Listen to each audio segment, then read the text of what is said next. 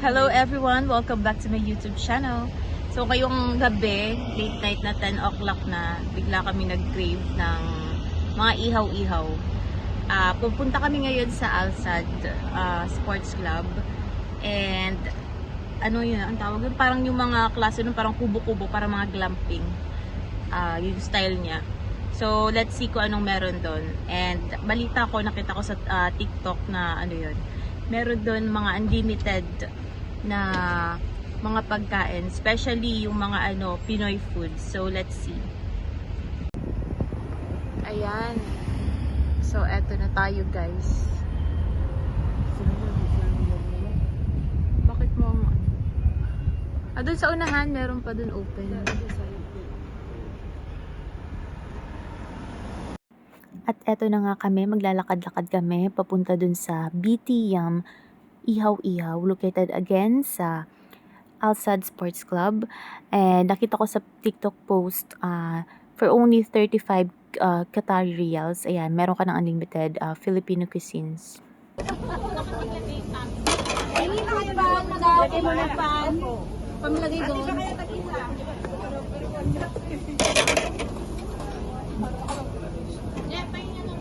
Gutom tayo, so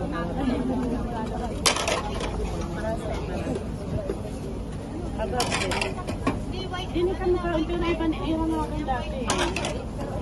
Bebe yung saktan be, bangi ako na rin yan. Bang.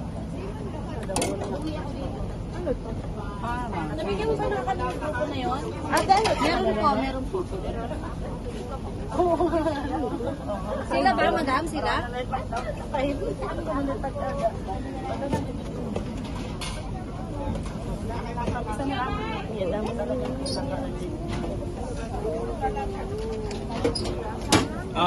Na.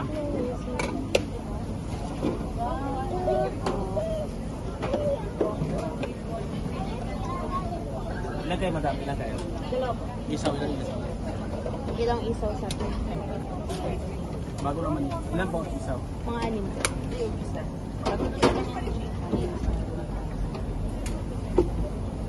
Kuha tayo ng panibagong plate.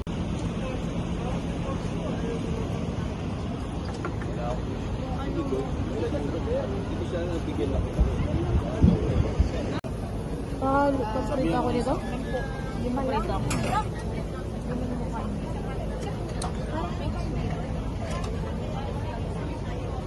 Kuya, meron kayo matay?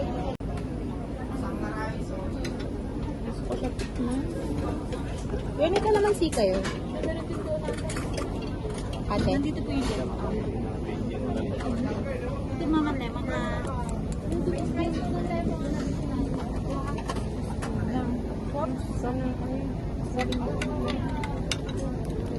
SG. Saan yung kutsara dito?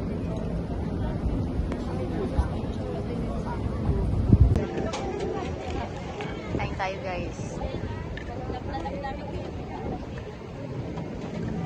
Kwek-kwek.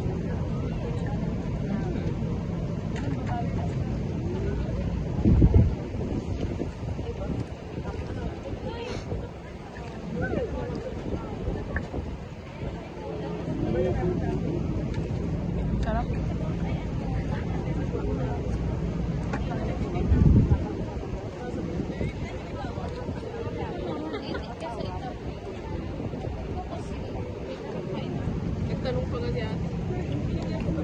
Let's try their isaw.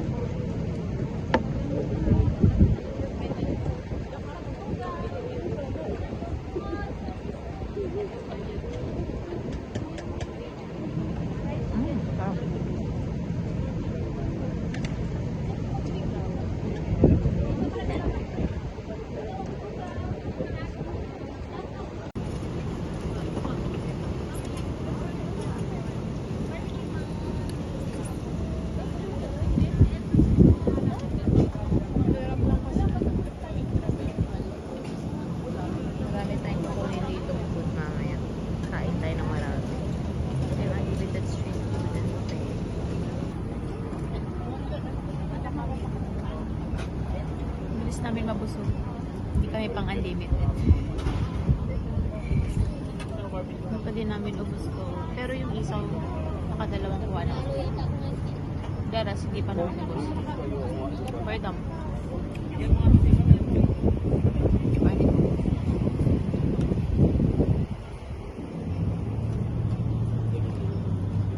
Pag acidic, kapag acidic ka, hindi bagay sa pangalan. Kasi kapag acidic ako, ang bilis ko mabusog. Bilis mag-float ng tiyan.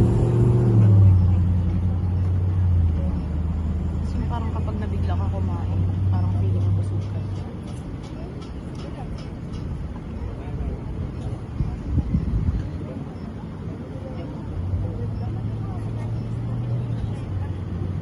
Okay rin naman yung ano. Kanilang chicken wings na fried. Ayan, sabi ko di ba busog ako, pero try ko itong atay. And ito, chicken feet. Hindi naman ako masyado mahilig, pero try na. Hindi pa nga ito ubos mo, hindi ko nakita akong tingin. Ayan, let's eat. Tikman ko nga ito. Tikman natin.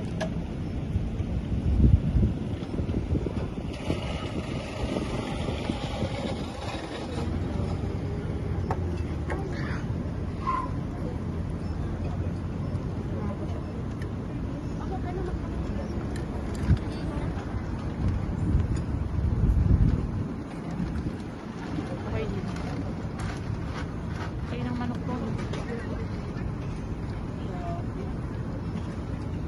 Hindi siya malagsak. Okay din. Hirap mag-diet, guys. Hindi ka naman kumain halos sa maghapon, pero sa gabi yung atake ng kain. Wala lang, sayang yung fasting.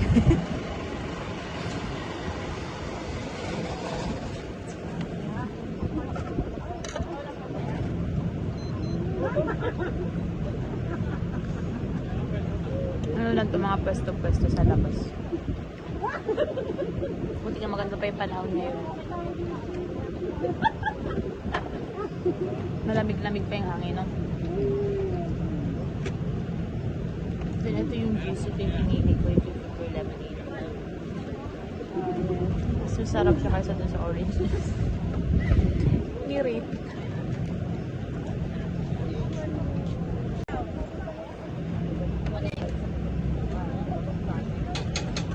Ito, napipilit ako pang ano, buset. Sarap ng isaw kasi.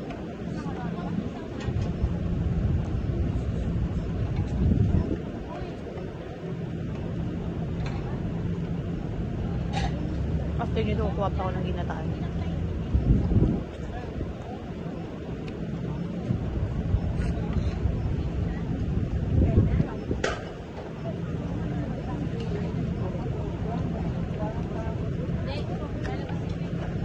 Please, please.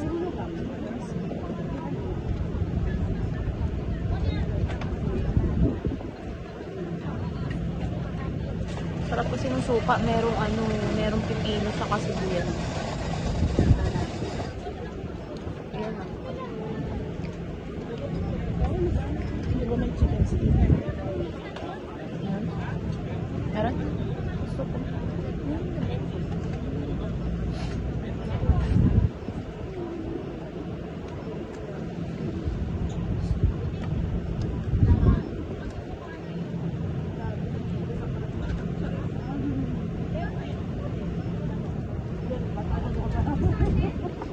May halo-halo sila. Gusto namin i-try halo-halo. Kasi iba yung bayad. Siyempre di siya kasama sa unlimited na street food and buffet. May reservation din pala sila. Sabihin marami, hindi nalulog talaga. Guys, nakakatakot na yung katakawan ko. Kasi gusto ko lahat i-try. Ayan, yan yung lumpia nila. Then, merong ginataan. Ito, na-try ko din. Ginataang munggo. So, ako ulit ng panibagong drinks. Ito, gusto ko. Okay, good luck sa ano, katabaan na naman.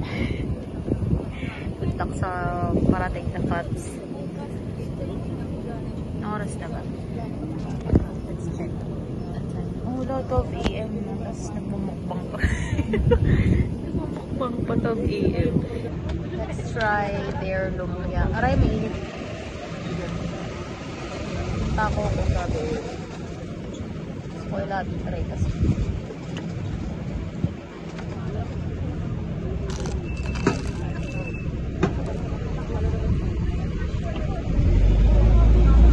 Sarap.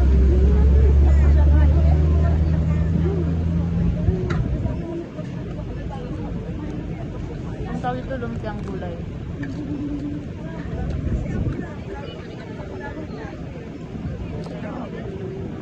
Sarap. Favorite ko kasi yung ganito. Gulay.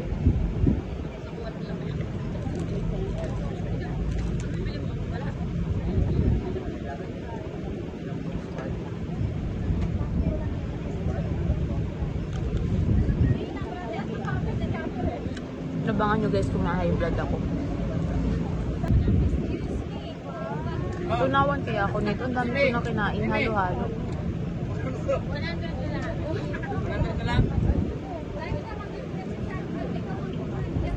In fairness, masarap pa. Hindi matamis. Ako lang yung lasa.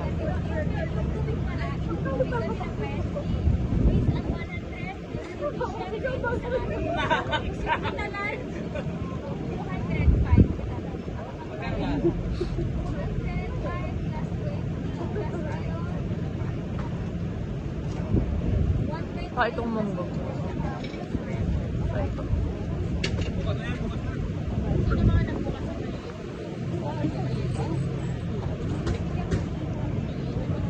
Parang tinatong ano? Parang sinanlag yung munggo. Tapos saka dinatong lagyan ng gata. Kasi di ko alam eh kung paano tulutuin. Pwede rin naman ito uso sa amin. Pero mas gusto ko yung ginatay. Parang feeling ko naging food vlogger na. Trip kasi kami sa street foods.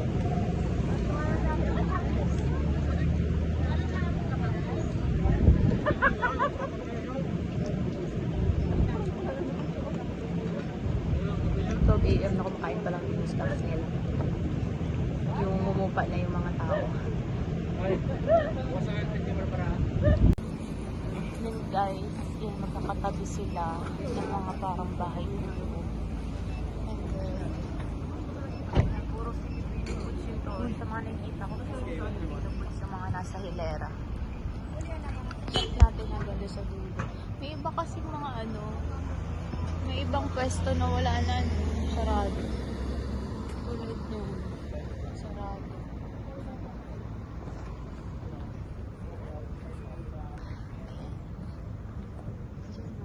Sa dulo parang yung itsura niya. Puro sakin kasi marami nakapark. Ayan lang naman siya. Ito na yung dulo niya guys. Matatapos lang namin kumain and naglalakad-lakad kami dito sa tabi lang nitong pinagkainan namin. Pinagkainan yung pwesto ng pinagkainan namin. So, ayun. Papababa kami na kinain kasi sobrang busog. Nasulit namin yung unlimited street food nila. Yun guys, kauwi lang namin yun. Before kami umuwi, naglakad-lakad muna kami kasi sobrang busog. Bloated yun siya namin and feeling namin hindi pa kami natutunawan. So, naglakad-lakad muna kami. Hindi ko na rin na siya na-video. Eto, nakauwi na kami at ready na mag-sleep. Nakapag-asikaso na. And yun, sa lahat po ng mga nanood ng aking vlog, maraming salamat po at sana po patuloy niyong supportan ang aking YouTube channel na Miss Mal Tapia. Salamat po muli and God bless us all.